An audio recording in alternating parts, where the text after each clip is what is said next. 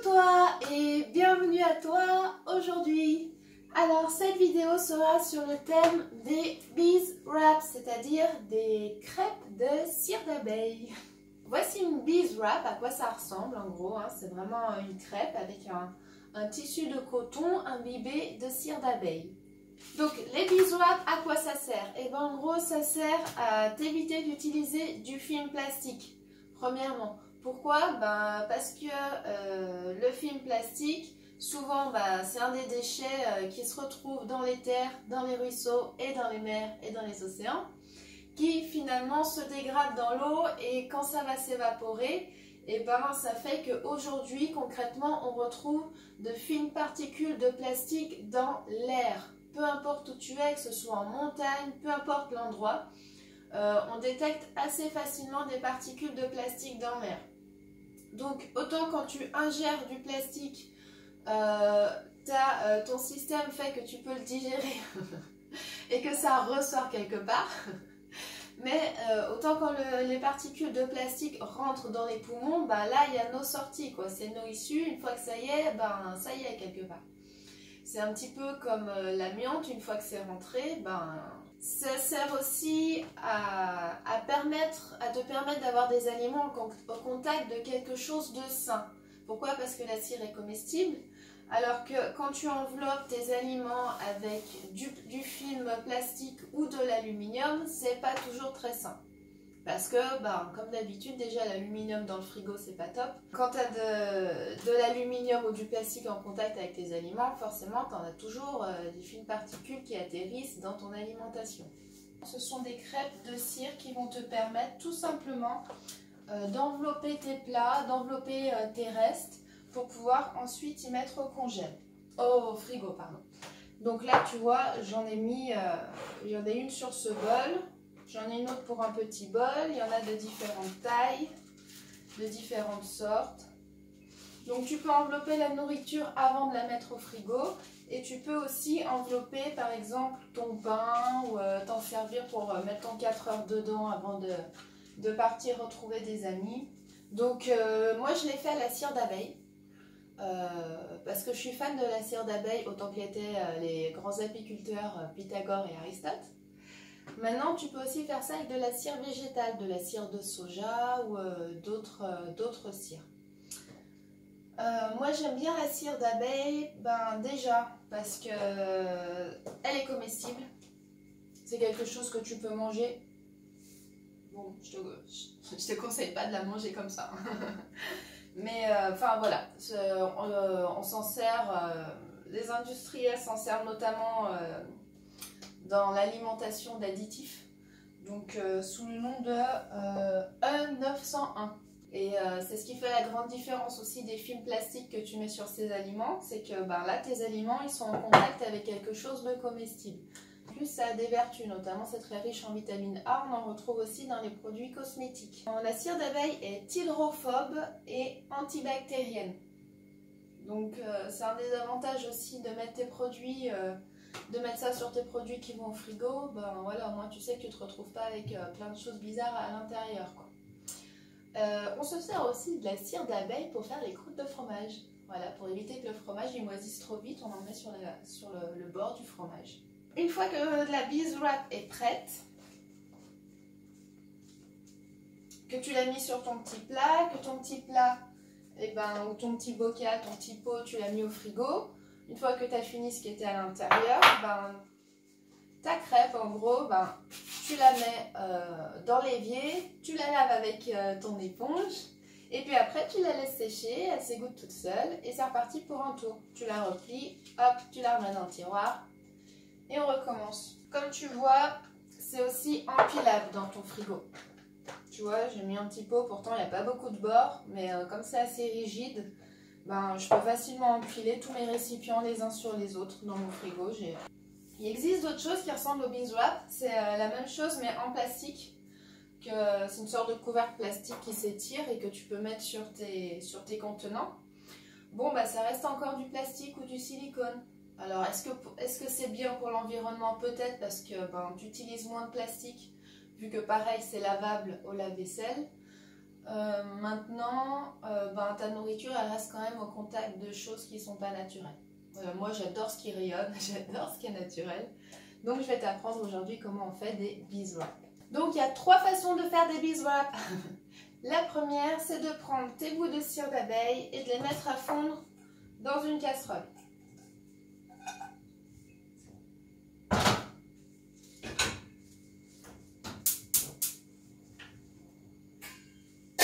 Hop, moi je mets toujours un couvercle, comme ça utilise moins de gaz et ça fond plus vite ou ça chauffe plus vite. La deuxième, c'est de prendre ta cire, de la râper. Donc là, ça va te faire des petits copeaux que tu pourras mettre sur ton linge de tissu que tu as découpé. Donc là, je te recommande pour le tissu de prendre des draps très anciens parce qu'au moins, tu es sûr qu'ils sont bio. Et puis, c'est de la récup, donc c'est toujours mieux. Donc, tu prends ton tissu, tu étales tes copeaux dessus et puis tu peux y mettre au four. Ça, c'est la deuxième façon. La troisième façon, c'est la même chose. Tu prends ton tissu, tu prends tes bouts de cire, tes copeaux de cire, t'en dissémines partout tu peux y aller gentiment selon ton tissu. Pour ton tissu, d'ailleurs, je te recommande de prendre quelque chose de très fin, avec des mailles serrées. Si tu prends du tissu épais, il va te falloir beaucoup plus de cire d'abeille. Donc, pour la troisième méthode, tu mets tes copeaux sur ton tissu, tu mets un papier sulfu dessous, un papier sulfu dessus. Et puis avec ton fer à repasser, tu vas venir chauffer la cire pour qu'elle fonde jusqu'à remplir tout ton tissu. Là, cette troisième méthode, c'est quelque chose que tu peux facilement faire en activité avec les enfants. C'est ludique, ils adorent ça et en plus, ils vont se servir de ce qu'ils ont fait tous les jours. Ou alors, si tu travailles dans une école, tu peux aussi les revendre à une kermesse pour avoir de l'argent pour faire des activités, des voyages ou ce que vous avez prévu de faire d'éducatif avec l'école. Pour faire fondre de la cire, en gros, franchement, il faut 2 minutes, quoi, même pas. Par contre, il faut éviter de la faire bouillir. Donc, tu la fais fondre et que tu vois que ça commence à bouillir, à frémir ou à bouillir un petit peu, tout de suite, tu peux baisser le feu. Voilà, ma cire d'abeille a super bien fondu. Je suis très contente. Comme je te disais, ça a pris à peine 2 minutes. Donc maintenant, l'étape un petit peu délicate, c'est que je vais prendre mon linge en coton, puis je vais tremper dedans tout simplement. Pourquoi? Pour être sûr qu'il y a de la cire d'abeille de partout. Donc je l'imbibe, je le trempe dedans, d'où l'histoire des pinces à linge, tac.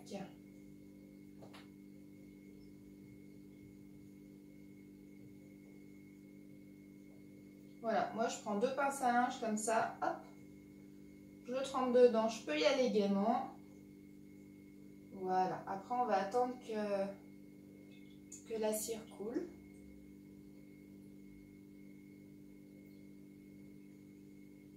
Ça c'est la petite astuce, voilà, pour nettoyer la cire d'abeille, il suffit de la faire chauffer, qu'elle soit liquide et après tu essuies. Voilà, donc tu vois là je fais tourner un petit peu mon tissu afin d'éviter qu'il y ait un bord qui soit plein de cire. Voilà.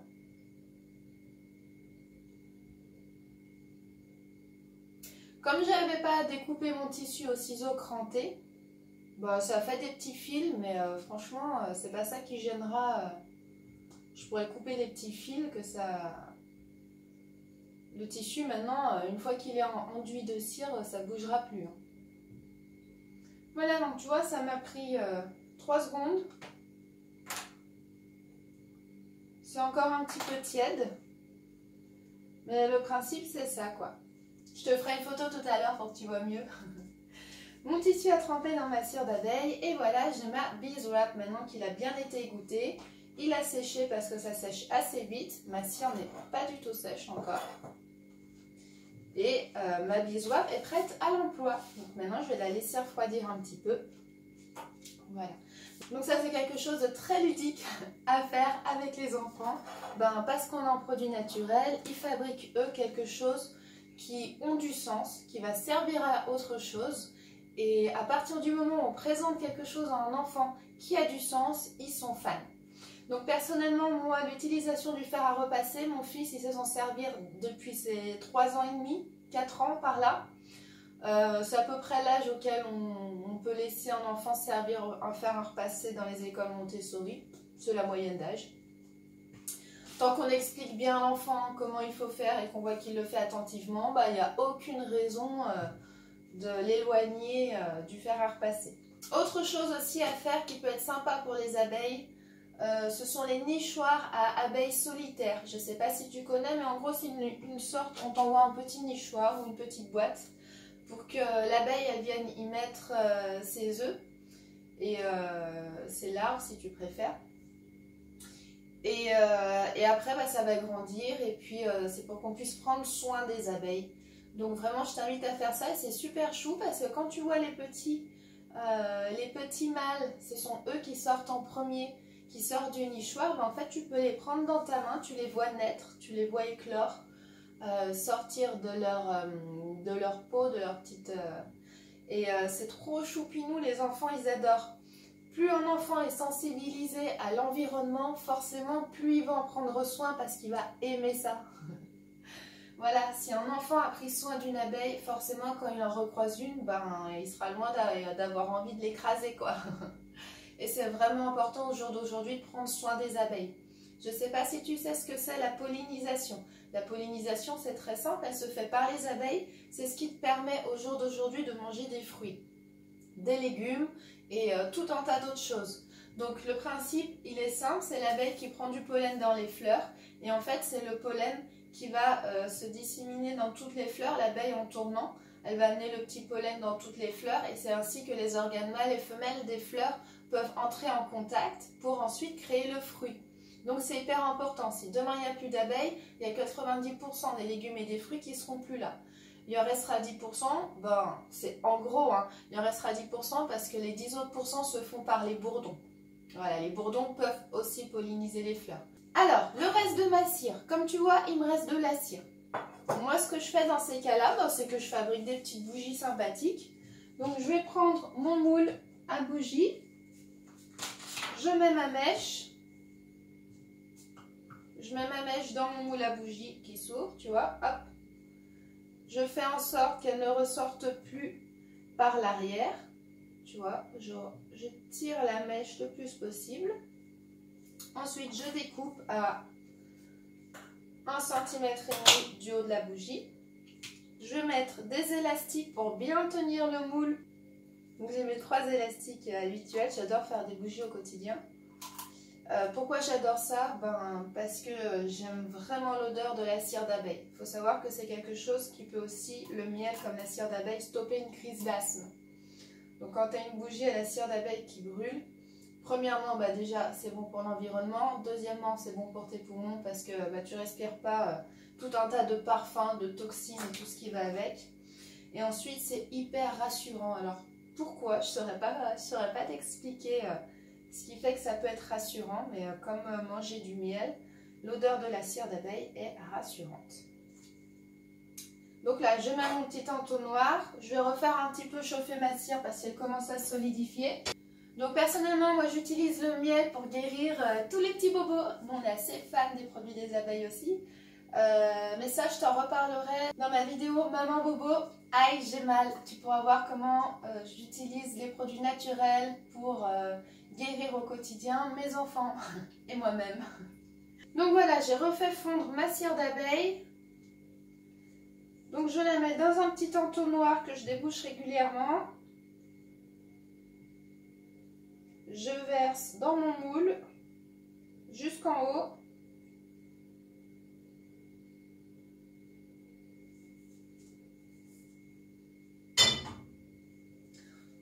Je replace ma mèche que j'avais attrapée avec ma pince à linge au centre de la bougie. En cas de piqûre d'abeille, tu peux utiliser le plantain. Je te mettrai une photo. Il existe 2 sortes de plantain. Celui qui a des longues feuilles et celui qui a des feuilles larges, à la base de la fleur. Donc c'est vraiment celui qui a les feuilles larges. Tu le prends, tu le mâches, tu prends la feuille, tu la mâches un petit peu et tu la frottes sur la piqûre. Honnêtement, la douleur de la piqûre d'abeille s'estompe en 3 minutes, 5 minutes, grand maximum. Vraiment grand maximum. Je te donne cette astuce parce que j'ai pu me rendre compte que personne ne la connaissait. Alors que c'est une évidence, enfin voilà, c'est les vieilles recettes, les vieux remèdes de grand-mère quoi. Je te recommande toutefois de bien enlever le dard avant de frotter avec la feuille, c'est super important. Si ton corps est mouillé à l'endroit où tu t'es piqué, je t'invite aussi à l'essuyer avant. La nature est basée sur les formes géométriques, c'est-à-dire que chaque création est calculée, représente une forme géométrique. Si tu regardes une feuille au microscope, partout, toute la nature, tu en arrives toujours à des formes géométriques. Les alvéoles, forcément, arrivent à un moment au nombre d'or. C'est pas en nombre d'or direct, c'est en nombre d'or indirect, c'est-à-dire qu'il n'est pas au premier calcul, mais il est en deuxième ou en troisième. D'où l'importance de ces produits naturels qui ont une rayonnance qui est divine et sacrée. Vraiment, ça rayonne beaucoup. Et moi, j'ai plaisir à utiliser de la matière qui rayonne beaucoup. D'ailleurs, ils le disaient, hein, Pythagore et Aristote, que ces produits-là, autant que ce soit la cire d'abeille qui avant, il y a des milliers d'années, notamment au temps de l'Égypte, était beaucoup plus chère. Pourquoi? Parce que ça servait à l'embaumement notamment. Était beaucoup plus cher que le miel. Et il le disait, hein, Aristote et Pythagore, que pour eux c'était vraiment un produit empreint de vitalité et qu'ils en consommaient mais vraiment abondamment. Donc c'est un produit qui est parfait et qui est ordonné, qui a une très grande rayonnance. Je voudrais te parler maintenant de l'essaim d'abeilles parce que selon moi on a beaucoup de choses à apprendre des abeilles. Pourquoi? Parce que quand tu regardes bien un essaim d'abeilles, un peu comme une fourmilière, c'est plusieurs individus qui ont une conscience individuelle et une conscience collective, c'est-à-dire qu'ils sont un chacun, mais ils appartiennent aussi à une conscience plus grande qui est la conscience collective pour qui ils œuvrent dans le sens de la vie. Elles œuvrent vraiment ensemble les abeilles pour la survie de l'espèce, pour pouvoir nourrir les larves, pour pouvoir faire leur miel. Elles œuvrent toutes ensemble dans un but commun et respectueux de chacun. À la limite, le seul qui pourrait quelque chose avoir à redire là-dedans, c'est l'abeille mâle. Et oui, le mâle n'est pas un frelon, non, pas du tout. On peut dire à la limite un faux bourdon, on peut appeler ça le mâle des abeilles, mais c'est vraiment l'abeille mâle parce que au moment où il s'accouple, en fait, il meurt. C'est le seul à la limite qui pourrait se plaindre par rapport à sa position au sein de la tribu, quoi. Et ben voilà, je pense que ma bougie doit être prête. Ou en fait, concrètement, en un quart d'heure, en fait, c'est fait. Donc je vais la démouler pour te montrer.